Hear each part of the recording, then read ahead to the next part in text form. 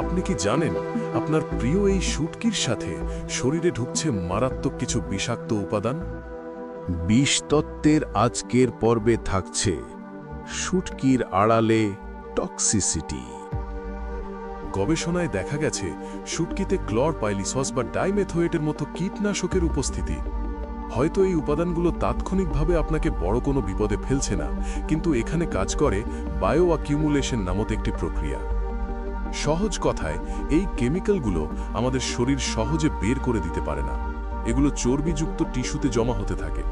আপনি যখন দিনের পর দিন এই শুটকি খাচ্ছেন, এই টক্সিনগুলো আপনার শরীরে জমতে জমতে একসময় এমন এক পর্যায়ে পৌঁছায় যাকে বলা হয় টক্সিক লোড। দীর্ঘমেয়াদে এটি হরমোনের ভারসাম্য নষ্ট করা থেকে শুরু করে প্রজনন ক্ষমতা কমিয়ে দেওয়া বা নার্ভাস সিস্টেম দুর্বলতার কারণ হতে পারে।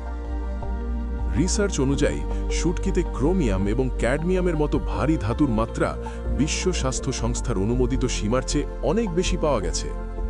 ভারী ধাতুর সবচেয়ে বড় সমস্যা হল এরা শরীরে জমে গিয়ে ডিএনএকে ক্ষতিগ্রস্ত করতে পারে। এখানে কাজ করে ডোজ রেসপন্স থিওরি। আপনি হয়তো অল্প পরিমাণে খাচ্ছেন, কিন্তু নিয়মিত গ্রহণের ফলে শরীরে এই ধাতুর ডোজ বাড়ছে, আর এর রেসপন্স হিসেবে লিভার বা কিডনি ফেলিয়ার এবং বিশেষ করে ক্যান্সার সৃষ্টির সম্ভাবনা বহুগুণ বেড়ে যায়। ছুরি বা লইট্টা মাছের মতো প্রজাতিগুলোতে এই ধাতুর ঘনত্ব তুলনামূলকভাবে বেশি দেখা গেছে। তাইলে সমাধান কি? 1.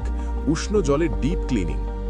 গবেষণায় দেখা গেছে রান্না করার আগে অন্তত 15 থেকে 20 মিনিট উষ্ণ লবণ জলে ভিজিয়ে রাখলে এবং কয়েকবার জল পরিবর্তন করে ধুলে সারফেস পেস্টিসাইড এবং ময়লা অনেকটাই কমানো সম্ভব। 2. অর্গ্যানিক বা গ্রিন সোর্স। খোলা জায়গায় শুকানো শুটকির বদলে সোলার ড্রায়ারে শুকানো শুটকি কেনার চেষ্টা করুন। এগুলোতে মাছি তাড়ানোর বিষ দেওয়ার প্রয়োজন হয় না। 3. The fly test. বাজার থেকে কেনার সময় খেয়াল করুন শুটকিতে মাছি বসছে কিনা। যে শুটকিতে মাছি ঘেঁষছে না, বুঝবেন তাতে কড়া বিষ দেওয়া আছে। 4. স্বল্পতা এবং বৈচিত্র্য। নিয়মিত বা প্রতিদিন শুটকি খাওয়ার অভ্যেস ত্যাগ করুন। ডায়েটে বৈচিত্র্য আনলে শরীর এই টক্সিনগুলো প্রসেস করার সময় পায়। সঠিক তথ্য আপনাদের সামনে তুলে ধরাই বিষতত্ত্বের মূল কাজ, আর এই সচেতনতা ছড়িয়ে দেওয়ার দায়িত্ব এখন আপনাদের। ভিডিওটি ভালো লাগলে অবশ্যই শেয়ার করবেন। ধন্যবাদ।